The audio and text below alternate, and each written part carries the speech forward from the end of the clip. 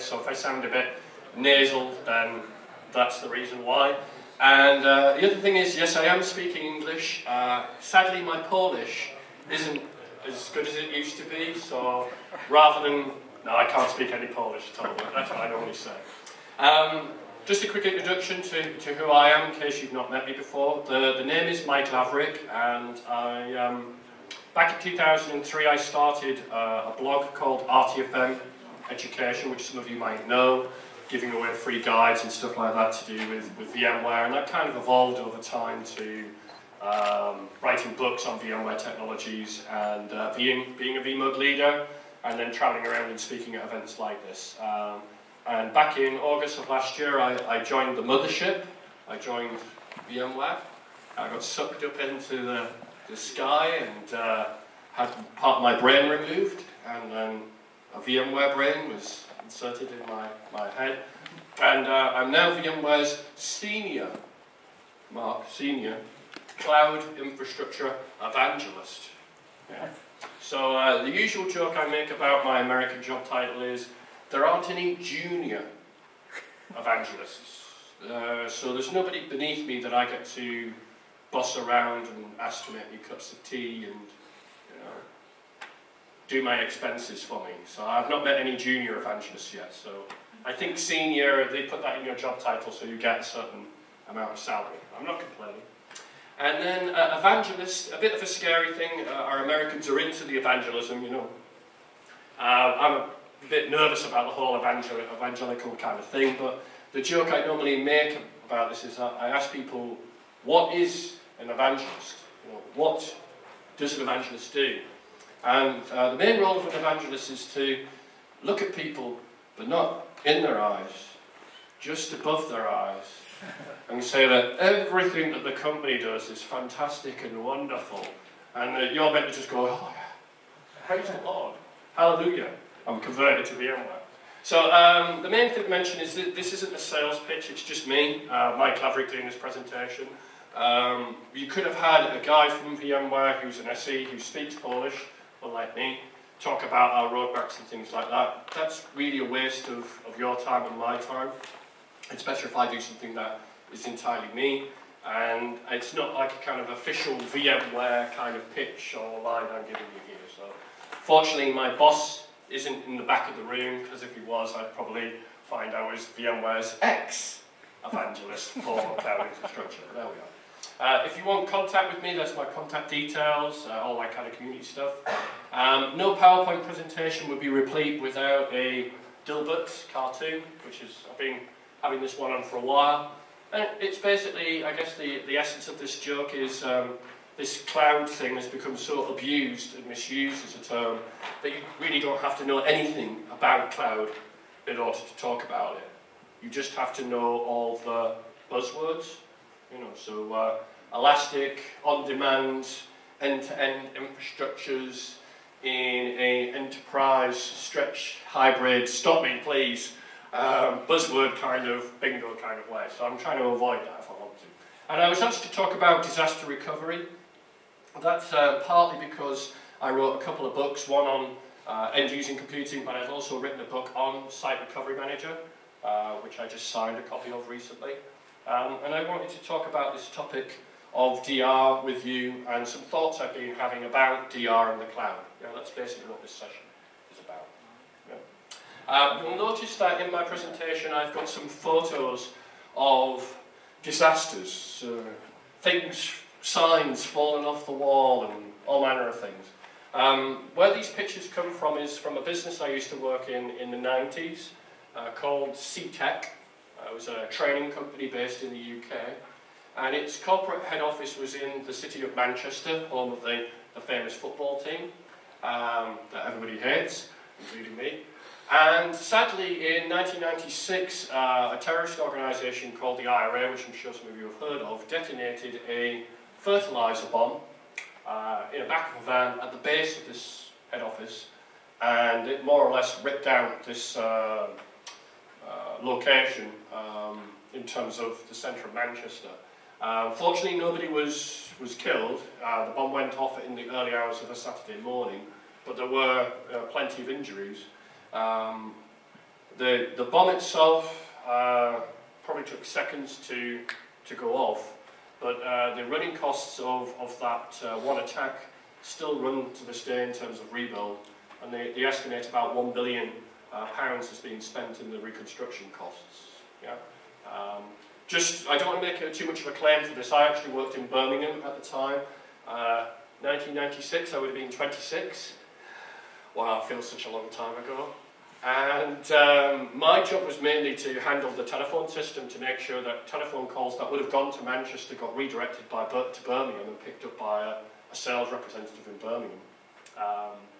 But I wanted to sort of use this particular story as an illustration of what a disaster could be to look like. But I don't want to make any claims. I didn't save the business or anything like that. So one of the things that comes up often in these sorts of discussions about disaster recovery is that it's difficult to explain to the business or difficult to sell, inverted commas, to the business why we want to do DR. So I'll ask you the question, and this isn't a rhetorical one, I'm genuinely looking for answers. Why is it difficult to explain to the business, or difficult to sell to the business, the idea of doing disaster recovery or taking steps and plans to be able to carry on in the event of a disaster? Why is that so difficult? What sort of things do people say to you? It might never happen. Yes, I've often used the analogy of an insurance policy.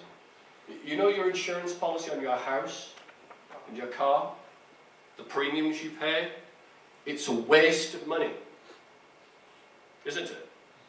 Until, of course, somebody breaks into your house, gets your car keys, burns down your house, drives away with your car, burns out your car. Yeah? Then you understand the point of the insurance policy. But you don't know whether that's going to happen, so you pay out for this thing for what you hope never you have to pay for. So it's a costly insurance policy, which, you know, that's difficult to sometimes justify. Any other reasons? It's expensive. It's expensive. Certainly not a cheap undertaking. Any other reasons? There is a plenty other way to spend this money more. Yeah, I mean, you could argue if we take this money and we spend it on performance, or we spend this on a new application or upgrade, the benefit to the users is immediate, that they can take advantage of straight away. The benefit of our DR policy only happens in the situation that we need DR. Yeah? So I've got some ideas about how perhaps we can talk about DR in a different way, in a way that maybe the business will be more receptive to. Because I think we in the world of IT understand why we need it. The trouble is how do we explain or communicate that to the business, especially when all these barriers of costs and whatever are put in place. So people do say it's expensive, true, yeah. I think sometimes the actual use of the word disaster recovery actually works against us. And perhaps we should not use the term DR anymore, and we should try and use other words that our businesses might be more receptive to. So you could talk about business continuity, yeah, which our Americans like, business availability. You could use this analogy of the insurance policy. Yeah, most CEOs, CTOs, yeah. Anybody here a company director or have been a company director? I have. I was the director of my own company for 10 years, and I was also its sole employee as well, so, So in this case... we grew massively. I had £2 million worth of insurance in case I was on site as a consultant and I did something wrong. If I got sued for mispractice or negligence, the insurance policy protected me from that liability. So our executives do take out insurance policies against themselves, which they quite happily take on. They don't go, oh, it's a waste of money. Just like you have an insurance policy on your car and your house, I hope. You know that, or hope the disaster never happens, but surely you're not foolish enough to pay 30 years on a mortgage and then lose it all because you have a house fire. You do take out insurance, don't you? It's at this point that people start thinking, actually, when I get home, I'm going to check whether my insurance policy is still valid.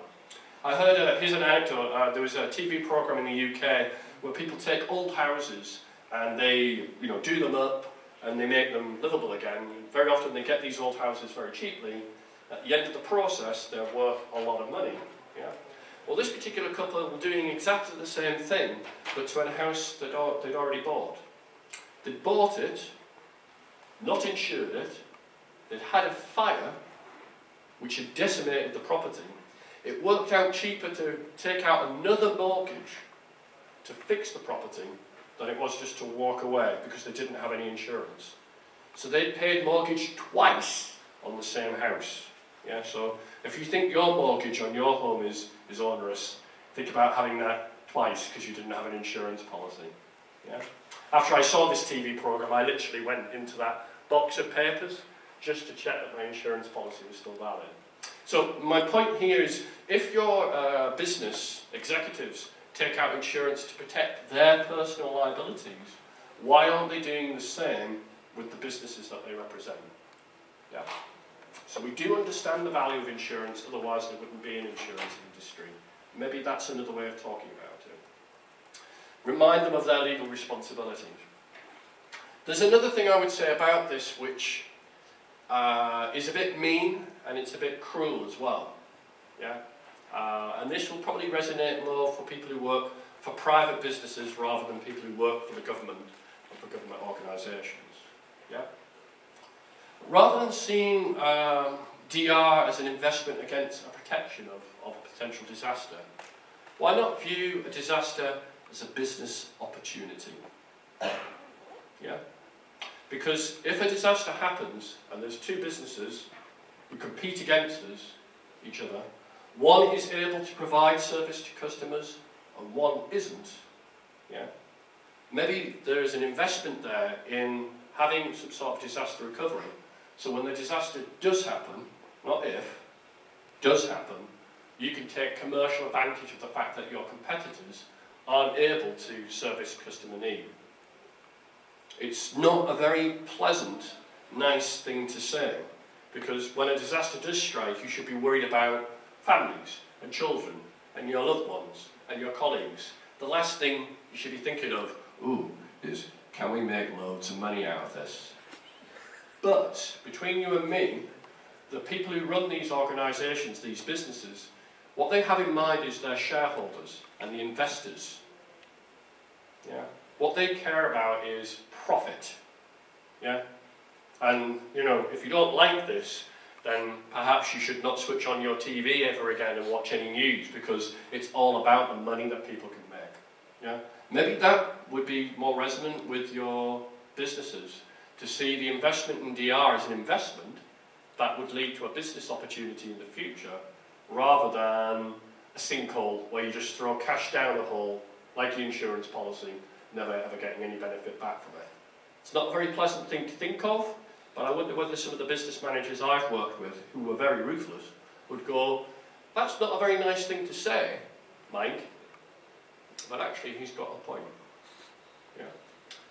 The other thing I would say about this whole DR thing is, there is, in the last 18 months, perhaps a bit longer, another kind of alternative that kind of cropped up in the time I was looking at Site Recovery Manager. It's called stretch clusters. Taking VMware's high availability, VMware HA, and stretching it across two sites. Yeah?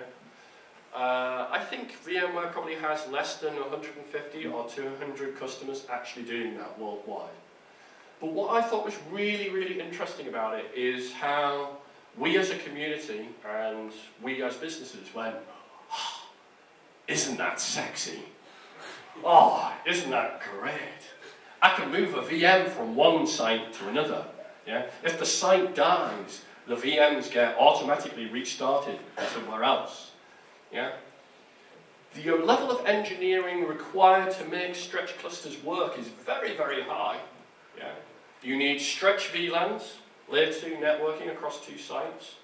A write that happens in this site has to happen simultaneously and be acknowledged in the other site within a nanosecond for it to work. So you need things like NetApp Metro Cluster or vPlex or something like it. And also you're very often geographically limited because the two sites have to be close enough together for that round trip to happen efficiently. So, you know, if your site is in Warsaw and your second site is in Paris, I'm afraid a stretch cluster is really off the table. But I ask myself this question, which is, why is it that people find that sexy and exciting? Yeah? Why do IT people sort of start touching themselves when they hear about stretch clusters? Which is, when I talk to them about SRM, it's like, yeah. And I think maybe the reason is I talked about DR, insurance policies. Yeah, that's boring. Yeah? But stretch clusters, they're like kind of with it, man. Cool, groovy. Yeah? Austin Powers, he wants one. So maybe the way we need to start talking about this is stop talking about DR, stop talking about site recovery, start talking about site availability, because that's what our management seem to respond to. And say to them, look, we want site availability. We want two sites that are active, with loads at both locations, but each protecting each other. But sadly, they are 300 miles apart from each other. So this stretch cluster thing, which would have cost you all of this money, well, there are other ways of kind of achieving that. It's called Site Recovery Manager, or any number of other DR automation tools that are out there. There are choices other than VMware Site Recovery Manager. I probably shouldn't say this, but there are alternatives. And I know everybody in this room, if they're doing any due diligence, will look at those alternatives. What I hope is after looking at the alternatives, they come back to Site Recovery Manager. But I think you'd be doing the business a disservice if you didn't look at the different insurance policies that are out there on the market and then pick the one that was right for your business. You know? We don't just go to Insure us and sign up to Aardvark Insurance. We tend to shop around a little, you know.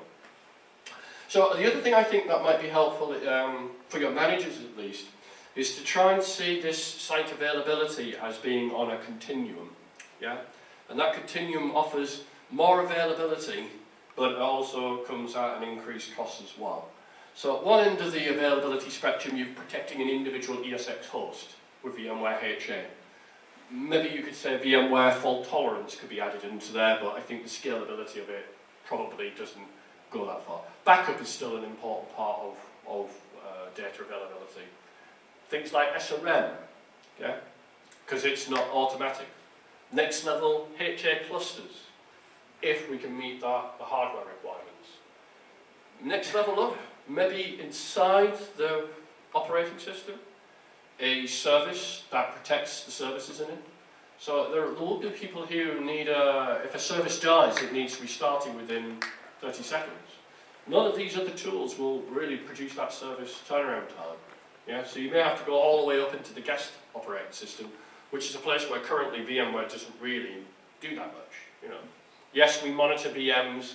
Yes, we monitor the heartbeat service in VMware tools, but it's not like we're looking at SQL or Exchange services to see that they're active. Maybe that will come in time. And try and look at it that particular way. But I think the key thing is that we need to get away from this term DR, even though it's the subject of my PowerPoint, because I think our managers find it a big turn-off. Yeah? And talking about availability and continuums and insurance policies is the kind of language they will respond to.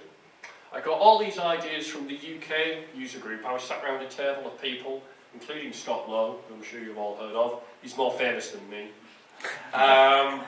And we started talking, and I said, well, maybe we need to talk about this in a different way and engage the business with words that they've not heard before. And maybe they'll be responsive to that. But we will still be doing DR, yeah, even though we don't use the term. Now, the other part of this subject is cloud. Yeah, so my other question, which I'd like responses from it, is why do people want DR to the cloud, or in the cloud, or of the cloud? What do people think by putting the word cloud in front of the word DR will magically be better? Or why would it be better? What are people hoping for from cloud-enabled DR? It'll be cheaper. It'll be cheaper. Yeah, save us money. Somebody will do it. No. Just for you, my friend, a special price will save you money. Just for you, special price. Yes. It will be more agnostic, so you could move from one provider to another. Okay, interesting. Given that we have different virtualization platforms and they all have virtual disk formats, and none of them recognise each other. But that's a hope that maybe cloud would abstract that away somehow, and it wouldn't be an issue anymore. Any other ideas? Because it's the cloud. Because it's the cloud. It's the cloud. Cloud is sexy. It's sexy. The DR sounds better. Yes, actually, you might have a point. Yeah, put the word cloud in front of it. Imagine we go, oh, I'll have that. It's got the word cloud in. Yes, must be good. Okay, so yeah, the people will say this. Will it save money? And I can kind of understand that. You know, rather than having some dedicated environment, you offshore it, you whatever you want to call it. What I would say is, when I got involved in VMware and virtualization in 2003, 2004, one of the early use cases for virtualization was DR. I used to stand up as an instructor and say, you could use ESX in your DR location, because rather than having one physical server in production and having to map that to a physical server in the DR location, you could have 5 VMs running on the same physical box, and that will save you money. Interestingly, that usage case just never took off. Yeah, it just didn't happen. Sorry to say. Yeah. Why? Well, I think people were too busy bringing in virtualization into their test and dev environments, into production. The DR thing just got sort of, we'll come round to that. Yeah. I think the other reason it is, you have to be of a certain maturity with virtualization before the DR question starts to come up in your mind. So, you know, if a lot of your early virtualization is legacy, NT4 systems that are falling out of maintenance, applications that are hardly used, test and dev environments, it's a bit hard to come to management and say we really need an expensive DR plan to protect all this stuff that isn't business critical. Yeah? I think where we are now, or where lots of us are now, is we're running critical line of business applications in it, and we're beginning to see that there's a vulnerability there. What if this all gets lost? Yeah. That vulnerability exists before virtualization, didn't it, though? In the bad old days of what I call physicalization, yeah, pre-virtualization days. Nothing has changed, but I guess there's a perception in the minds of the businesses that we're virtual, and the virtual isn't protected, therefore we need some sort of protection for it.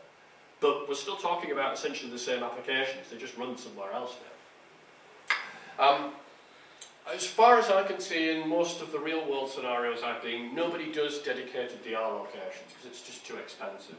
The people who seem to do DR at the moment have 2 sites that are near to each other, both taking a production load, and they have enough capacity to offer DR to each other, so-called bidirectional protection. Having a dedicated location where you just use for DR hardly ever happens, unless you're a single site business and you don't have anywhere to replicate to. Therefore, you hire rack space or capacity somewhere else. So I guess what people hope is that cloud would reduce the compute costs so much that they could have that as a dedicated location to do recoveries for. Yeah. But what I would say is that promise was made some years ago with virtualization, and you might find that simply putting the word cloud in front of it doesn't actually make it a reality. Yeah. You may still find it is cheaper to replicate to your own sites than it is to hire this space out. These companies are there to make a profit, by the way, you know, your cloud providers. They're not charities. So the other question that occurred to me, and I'll answer this because it's a bit of a rhetorical one, is where do we want or need DR? I think the primary place is your VMs in vSphere. You want them replicated to the cloud. You may also be a user of vCloud Director internally, private cloud, and you want to protect it at that layer. But there's other places as well. What if you already have VMs in the cloud? You've already put VMs outside of your Terra firma. You want protection for them, don't you? Because what if the cloud provider goes, yeah, what if it goes boom? And then there's another layer as well, which is above the virtualization layer is this cloud layer. Yeah? What if that dies? Yeah, what if vCloud Director is dead? What if the database is dead? What if vShield is dead? So that's where I got the topic, is 2 is getting your stuff in the cloud, from is I'm in the cloud, and of is of the actual cloud layer itself. And that's really where I'm going to look at the different opportunities. But to be honest with you, this will be more about the challenges of actually doing this and where I see the potential kind of roadblocks, if you like. You know, where do we want to get to? What will we do when we get there? And how do we protect the cloud components itself? So let's talk about moving your stuff from where it is now, vSphere, for argument's sake, and saying that you put that into the cloud. Yeah. Anybody here actually use VMware Site Recovery Manager at all? One, two, oh, that's good. It's always a bit of a dangerous question, this, when you ask, how many people use this product, and like no one puts their hand up, or like one person goes, we've had it in a proof of concept for 18 months. It's like, because in the early days of SRM, I was involved in the very first alpha. Of course, nobody was using the product, so you never asked how many people were using it because the product wasn't even available yet. So anybody who put their hand up was obviously a liar, you know, it wasn't available. But for those people who know SRM, you'll know that there's a mapping process where you map your network's their production or protection site to the recovery site or the DR location. I hate the way in IT we have to have like 16 different terms for the same thing, but protected and recovery is the term that SRM uses. And you also map clusters or folders and resource pools, yeah, to vSphere to vSphere. Now that's the first challenge I think we have inside VMware. The objects in vSphere do not map directly to any of the objects really in vCloud Director or any of these sort of automation layers. In fact, the whole point of the cloud layer is to hide and abstract that underlying virtualization layer so you don't even get to see it. So when you say I need this particular set of VMs recovered to the cloud, where do they get recovered to? To an organization, to a VApp, to an organization network or a VApp network? None of these terms exist in vSphere. So basically what we were trying to do is map one set of objects in one management layer, virtual center, to an entirely different management layer which is designed to hide all of that stuff anyway. Yeah? It's very easy, or will be relatively easy, I think, to map vSphere to vSphere. We do that already with Site Recovery Manager. But I think in the first instance, what you're more likely to see is mapping vCloud objects in the private cloud to vCloud objects in the public cloud, because there's a relationship that can be made between them. So if I have a VApp in vCloud Director, I can say, if that fails, recover it into this VApp in my public cloud, which happens to be Ireland or Terrarark or somebody like it. Yeah? But trying to get from vSphere to vCloud Director is going to be a piece of work. It's going to be more difficult to do.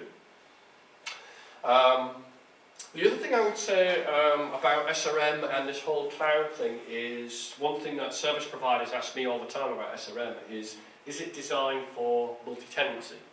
Is it designed for all of my different people to live within the same box but not be able to see the other people who are using it?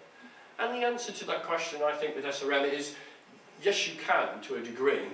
With a lot of usage of permissions and rights, you could get a situation where somebody logs in, and if I work for Coca-Cola, I would only see Coca-Cola's stuff. But if I logged out and I logged in as Pepsi, I would only see Pepsi's stuff. Yeah? That's fine if they're just using Virtual Center. But no such multi-tenancy yet exists for vCloud Director. Yeah? I know we have this vCloud suite, yeah? But there's no direct integration with Site Recovery Manager to vCloud Director yet. Yeah? But certainly there is this kind of multi-tenancy that can be done with permissions and rights with SRM on its own. The only thing I would say, if I want to be 100% honest about that, is when you log into SRM, it will list all the sites, because you have to be able to see the site to select it. So that does mean that when the guy from Coca-Cola goes to log in to SRM, he will see Pepsi and Mike's black sugary drink on the list. So how do you think the Pepsi guy feels about knowing that Coca-Cola is sharing the same system as them? Not very happy, yeah?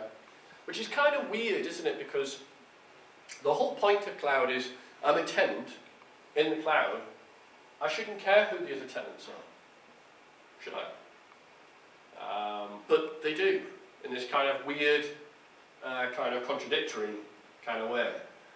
The only analogy I can give you for that is when you explain to somebody that you can move a VM from one ESX host to another, vMotion, and that when you enable DRS, fully automated, it will move it around, and then somebody goes, yes, but can you tell me what ESX host it's on? And you go, why is that important to you? And the person goes, the application owner goes, because I just do want to know where it is. And it's like, no matter how much you explain to them, it moves it, you can move it around. Yeah. But which ESX host is it on? It's like, Right now. it really doesn't matter. But they still sort of want to know that somehow. It's kind of a bit strange. Yeah? So what I used to say to my application owners when I was a sysadmin is, I would say it's on ESX5 at the moment. What about some compliance regulatory, for example, PCI DSS, for example? That's true. PCI compliance, you might need to put that in a separate cluster. Our friends Oracle licensing. Yeah. So, you know, creating separate clusters for them. My nickname for Oracle is Horrible. It's horrible, and Oracle has a certain rhyme to it in English, so I often call it horrible licensing as opposed to Oracle licensing, but very few of my customers pick up on it. Yes, that's true. There are certain realities that we can't just debunk, but putting those two on the side, there is still this attachment to knowing where things are. Yeah. The whole point of cloud for me is when it's multi-tenancies, they don't know who else is on that system. Yeah. Therefore, anything that tells them somebody else is on that system isn't real true multi-tenancy. So that list of different sites where I can see Pepsi and Coke, it has to be done in such a way that they don't even know who else is there. Yeah. So I'm trying to be a bit honest about what's possible at the moment. Now, there is another side of this is, what if I've got VMs in the cloud already? Now, I dare say there are very few, if any, people who are actually running business-critical workloads in a public cloud. At best, you might be running test and dev VMs in a public cloud because you perceive that as being cheaper than hosting that internally. Yeah? But I'm kind of thinking about what the future might be rather than where we are right now. I've said for a number of years that the biggest single barrier to getting VMs that are production in the public cloud, aside from things like compliance, is it in the right country, what jurisdiction is it in, is basic things like being able to back up those VMs and restore them, and basic things like DR. If I went to my senior management 10 years ago and said, we're going to move this production workload to the cloud, oh, and by the way, we have no backup strategy and no DR strategy for this, we're just going to stick it there.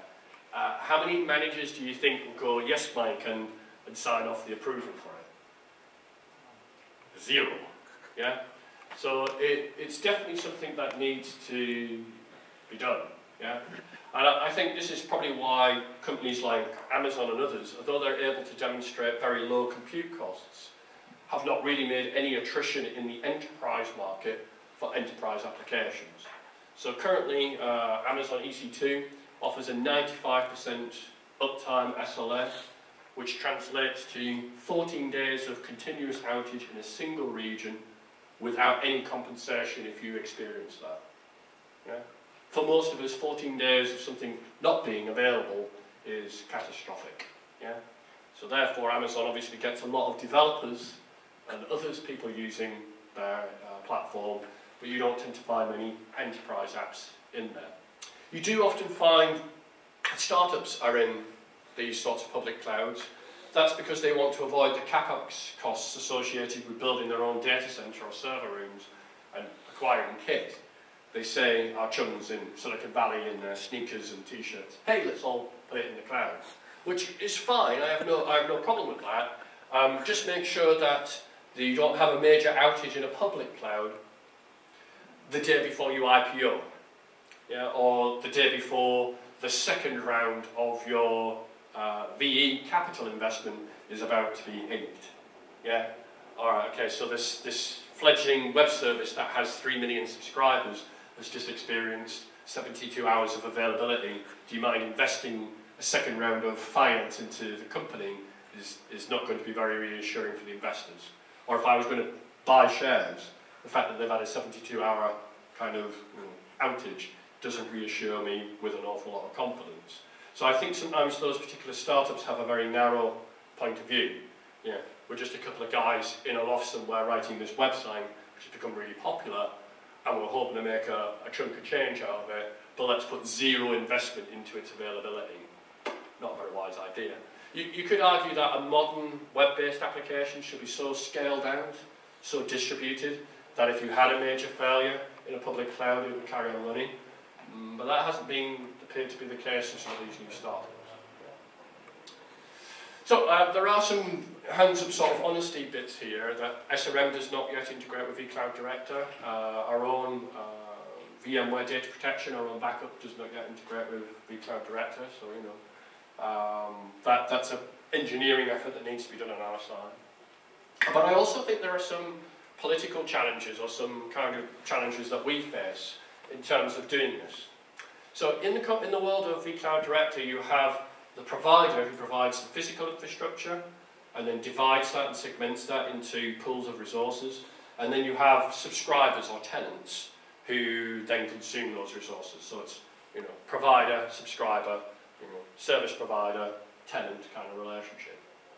If a file gets deleted, by accident by somebody, who should be responsible for the restore of that? The provider or the tenant? If it's a backup and restore situation, who should pull the trigger?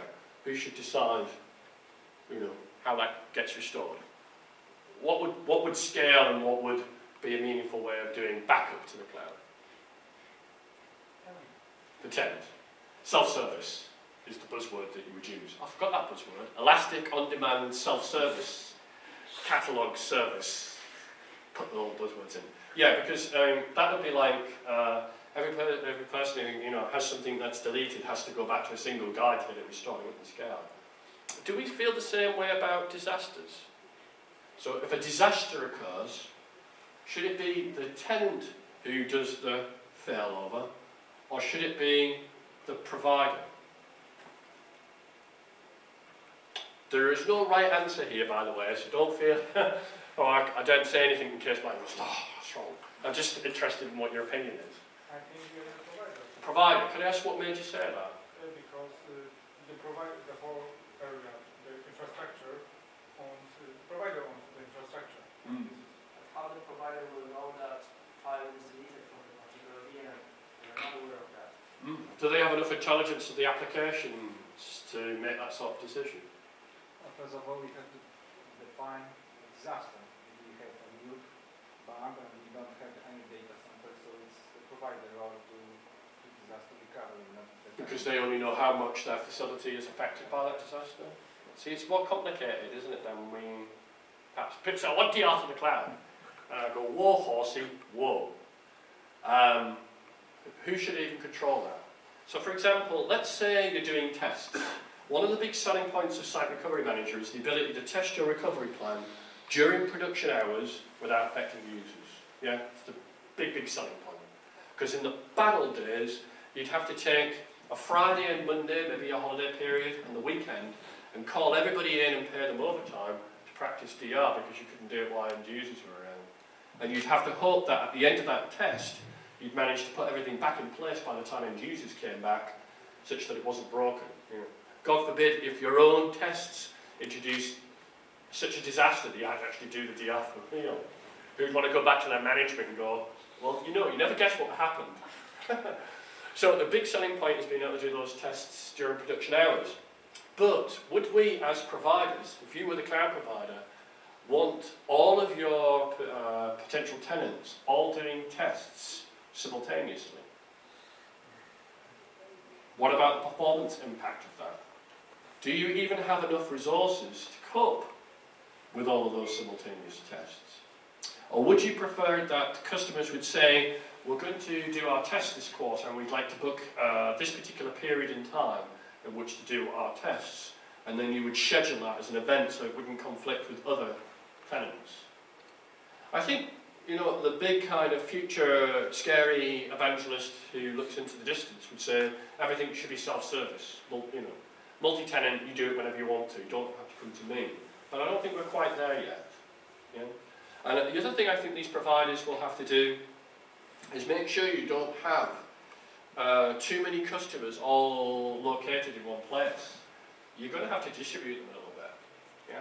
So there's little point in having a DR location where Hurricane Sandy is for all of my tenants whose primary location is New York.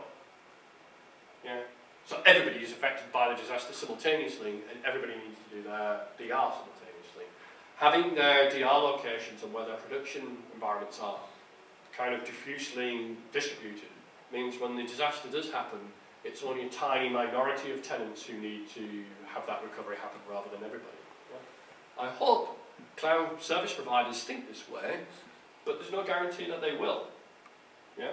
Remember, their most important priority is to make money out of their tenants and make margin. Yeah?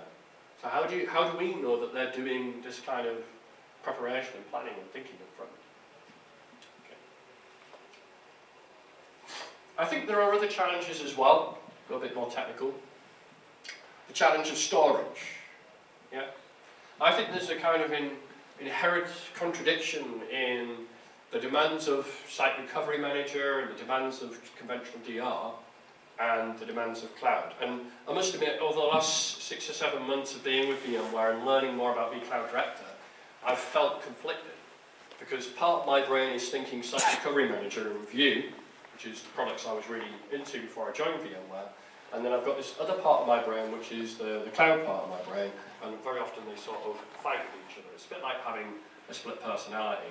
Yeah? So my SRM side of my head thinks I need LUNs, volumes, for each of my applications or business units, because the LUN is, you know, the holy thing that we must worship, because it's, you know, where our VMs are, such that if I want to fail over just my email system, or just my CRM, or just one of my 350 other applications that I'm supporting in my environment, I don't have to fail over all of them, just those particular apps. Or if it's by business unit, I can fail over that particular business unit without affecting other business units. Yeah? This is a challenge, I think, in SRM just generally. Yeah? Trying to partition and keep one application separate from another, or one business unit separate from another, even if you aren't doing cloud. Yeah? And here's the reason why. This is the most popular way by which most people place their virtual machines when they create them. Yeah? New virtual machine from template, next, next, next, and they get to that big long list of data stores, and they click at the button that says free space, yeah? And the one that goes to the top of the list is the one that they then select. That's the best place for my VM, the one where the most free space is. Yeah? Because from different applications that maybe not be affected, or different business units that may be not affected. Yeah? Also a bit of a problem if you're using Site Recovery Manager if you're doing a data center move, and you want to move applications bit by bit until eventually they're all in the new data center, not move everything in a kind of single instance, because you want to reduce your risk. Yeah? Well, that's how SRM would do things. That's how I read my book. That's how I do it. But then I look at cloud, and this isn't vCloud Director. It's just, you know, the way it works. Is to say none of that means anything here. All you need to do is provision storage, which is platinum, gold, silver, and bronze. Everybody just choose on that. You know, the tenants, your different business units go, fancy a bit of bronze because that's cheap, or I fancy a bit of platinum because I need the performance. And it's all kind of messed up and mashed up together. It's no different from somebody sorting all the volumes by free space and saying that's the way I'm going to place my VMs. Yeah? So I think personally, if we're going to get out of this storage problem, we need to think about storage all over again. Yeah? This is why I think things like vSphere replication is going to be so important. Yeah? vSphere replication frees you from the lunacy of the LUN, frees you from the volume, allows you just to replicate the VMs that you want to protect.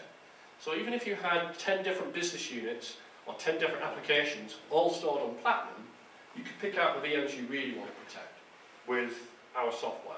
Incidentally, VMware is not the only company that offers replicated at a virtual machine level.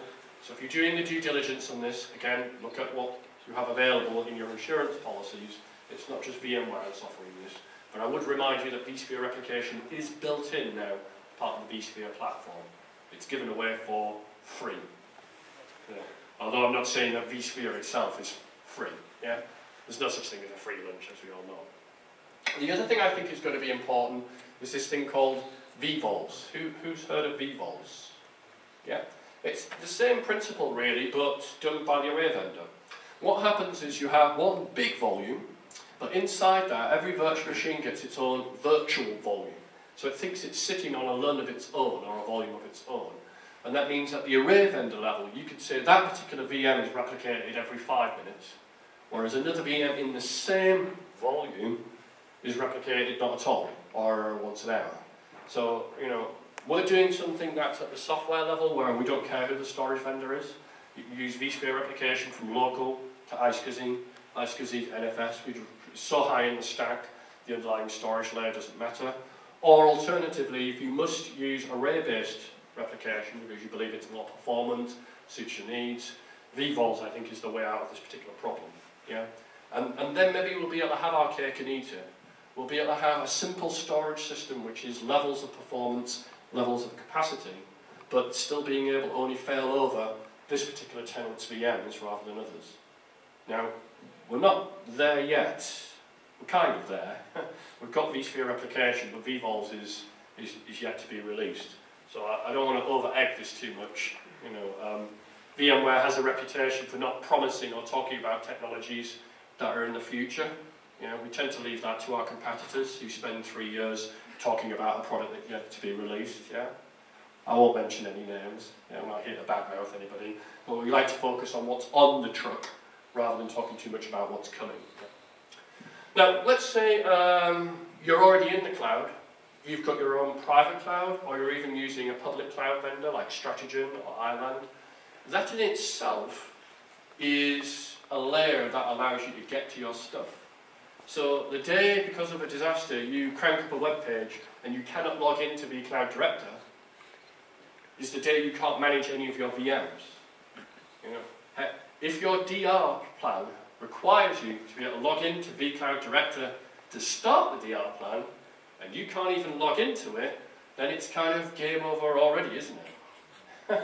So the answer to this question is either you're going to make sure that never ever happens, yeah, you put so much resiliency around it that it never ever happens, or you allow that DR plan to be triggered in either location.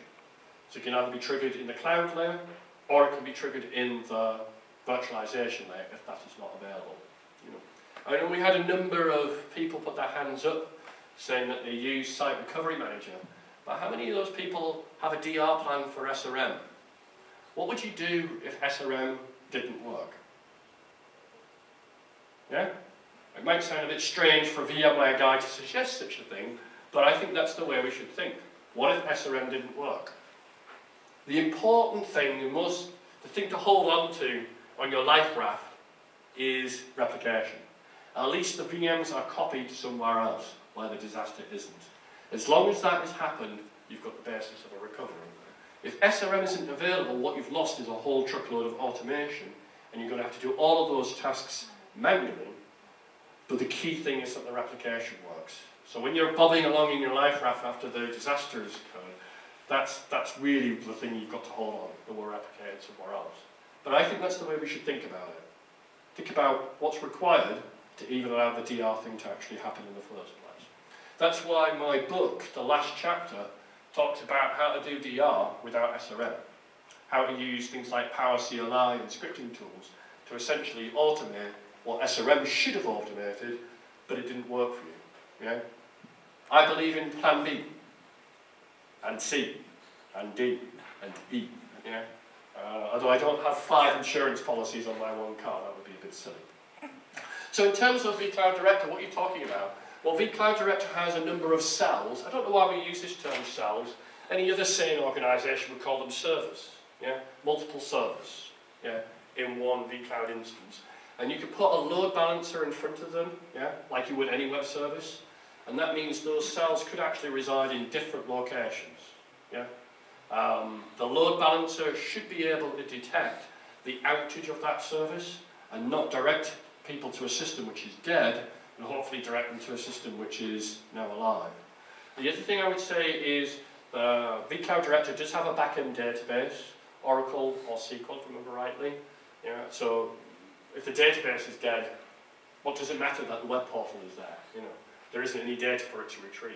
Yeah? And of course, if it's stretched across 2 sites, what about split brain?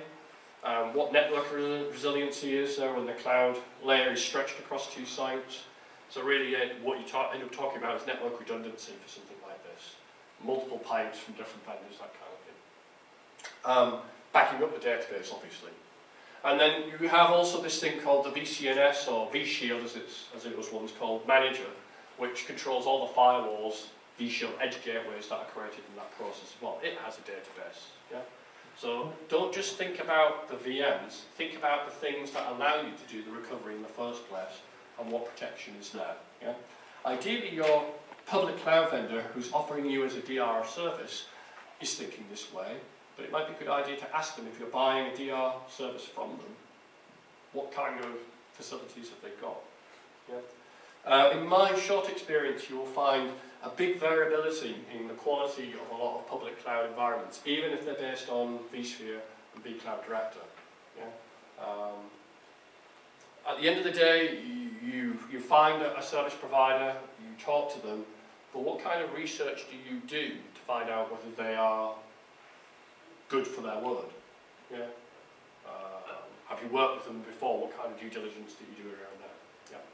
So this is towards the end of the presentation. I don't know how much I'm overrunning. I always overrun presentations.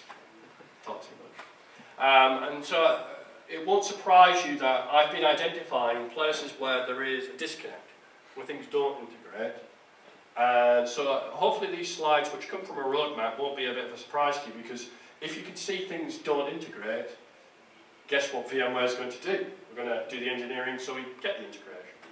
So one of the priorities is being able to do the ability to take a vApp from vCloud Director and recover it from one vCloud Director environment to another.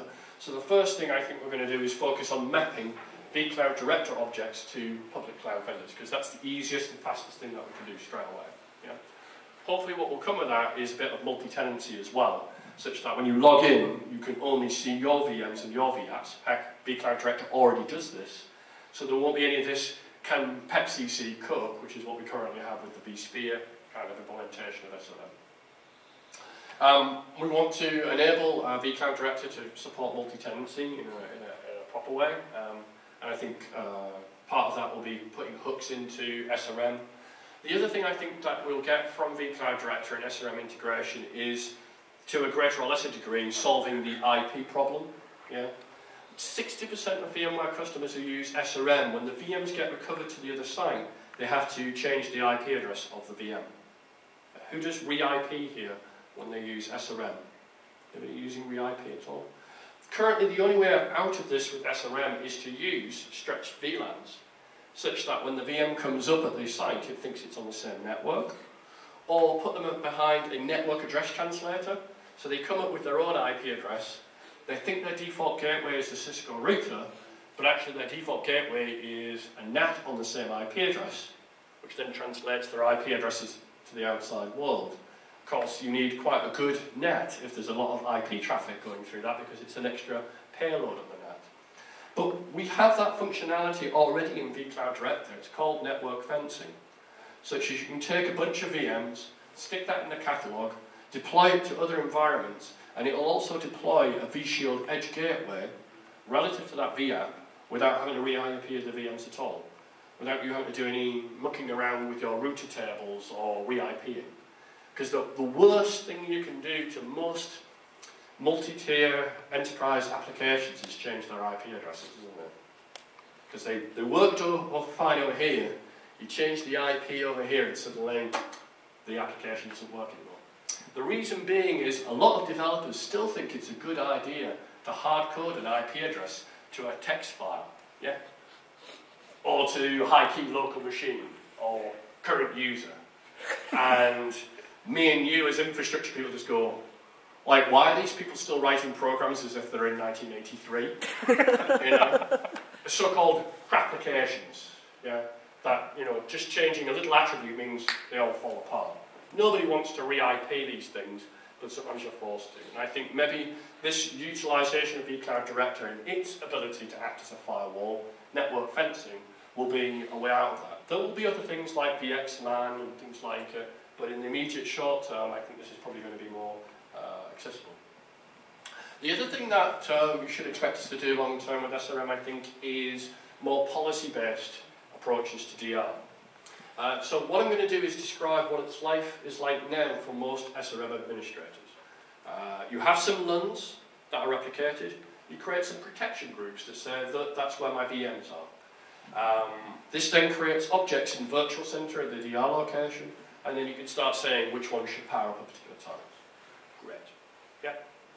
Then over the next day, week, month, another 10, 20, 30, 50, 100 VMs are created on those particular data stores. If anybody knows SRM well, what happens when that occurs? When lots of new VMs are created on those protected data stores, what does Site Recovery Manager do? Does anybody know? They say that they're not protected. Yeah? We should give this lady a book. Yeah? So what happens is you get a lot of yellow exclamation marks. Yeah?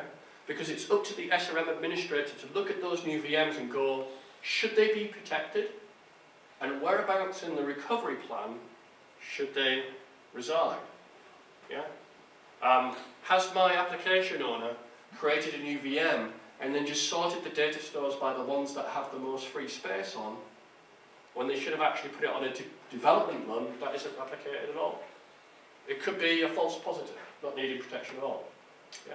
And unless you have a really good naming convention where you can identify that VM and go, ah, that's part of the CRM application, and it's specifically the web front end, and it should go here, what you'll find yourself is picking up the phone and speaking to the application owner going, what does this thing do? What does it need protection? Well, you put it on a LUN that's being replicated, or you didn't mean to. That was a mistake. So what did you use as the main reason for putting this VM on this data store? Oh, it's the one with the most free space on it. All right, okay. So clearly a more policy-based method of dealing with this, that where people are funneled and the policy decides whether it should be protected, is needed. Because if we think the future of DR should be more self-service, it's a bit like the backup thing I was asking before.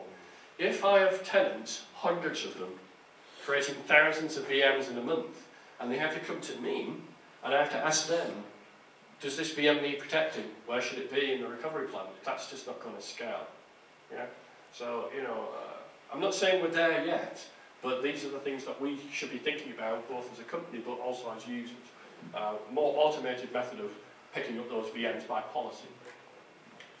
I think the other thing that you'll see more talk about is vMotion anywhere, being able to move a VM from one site to another.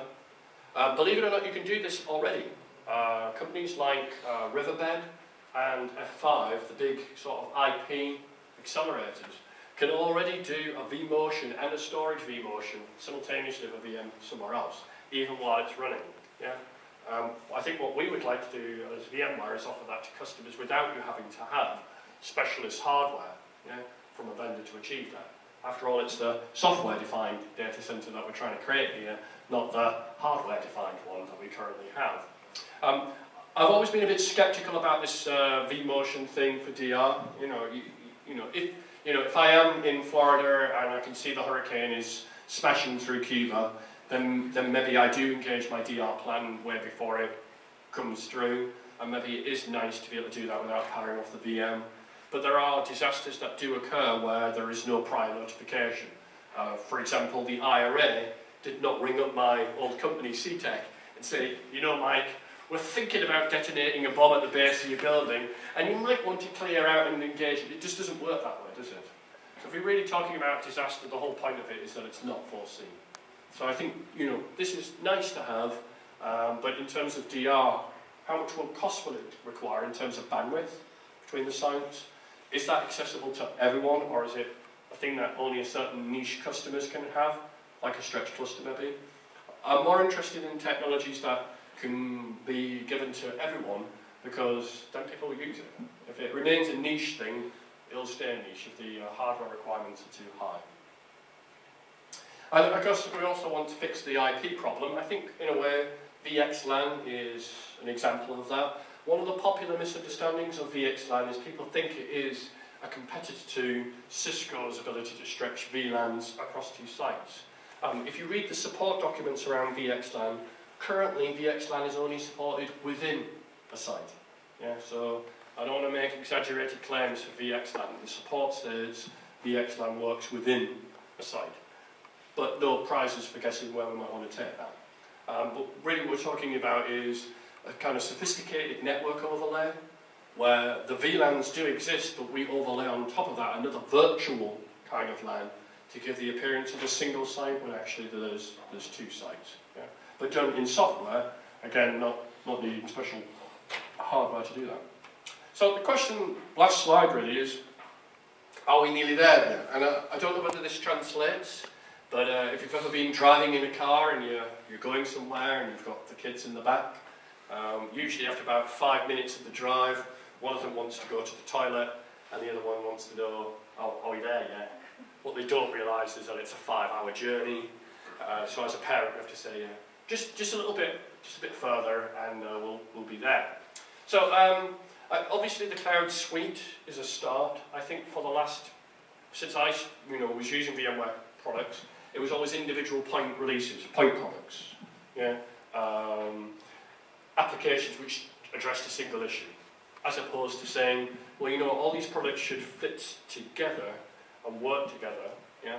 So I think some people have dismissed this suite as merely a bundling exercise, and yeah, it's software vendor at the end of the day. We want to sell more software, and if we can bundle things together and offer various inducements and discounts, that's what we're going to do. But I don't think what VMware is about is just let's invent a suite and then bung some products in. We really are talking about integration. It has to come, because I don't think we have a future in individual products. Yeah, we have a future in selling solutions, things that fit together. It will come because the engineering is all geared up around integration. Yeah, so if you like, integration between one product and another should be regarded as a feature, just like any other feature. Yeah, so something you couldn't do before, which suddenly you can do, integration should be regarded in the same way. But it'll be integration where it counts. Yeah, not integration for integration's sake.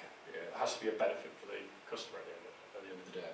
So I think what you'll see initially is SRM provided to the provider first, like this gentleman was saying. But I think longer term we have to think more self-service. But in the first instance, I think it will be easier to deliver that way.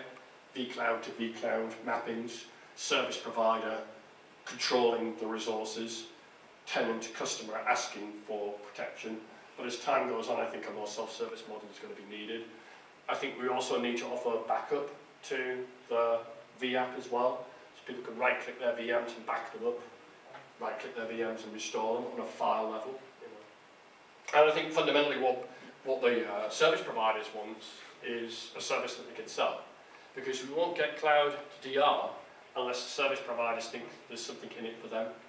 And if you look at kind of where the money is, if you like, there's money obviously in a virtualization vendor selling you primary virtualization and cloud. Yeah? But that's rather commoditized, because who they're up against is people like Amazon and others. Where the real money is for the service providers is in offering you a DR policy, offering you replication, offering you services above and beyond, because that's what a lot of the public cloud vendors just don't offer. So in my own mind, I'm starting to think now is, this term public and private cloud, it's a big fat lie. Yeah, we shouldn't use those terms. The way I'm thinking of it now is people like Amazon are commodity cloud. What they're chasing is the person who wants the lowest percent or lowest cent cost per compute. getting as many subscribers as possible, offering them very little service. You just want to get them onboarded and move to the next customer. And then there's another tier of public cloud which is really about enterprise and offering the enterprise customers features that the Amazon world can't really offer them. So-called, I don't know, enterprise public cloud as opposed to commodity cloud. So this division we have in public and private is very crude, because what you'll find is even within the public cloud there are many layers of different kinds of quality services, and you get what you pay for at the end of the day. Nothing new there. But self-service, I think, must be next in this particular journey. Anyway, I'd like to thank you for listening to me. I hope you found that interesting. I hope I didn't try and sell VMware too much to you as a company or product. If you want to follow me, I've got this Cloud Journey Journal that I've been writing for the last couple of months on Laverik.com. I also have a podcast that I do with people from the community who I meet, and also occasionally with VMware employees as well. But that's the end of the advert for me. Thank you very much for listening, and I will hand over to my junior.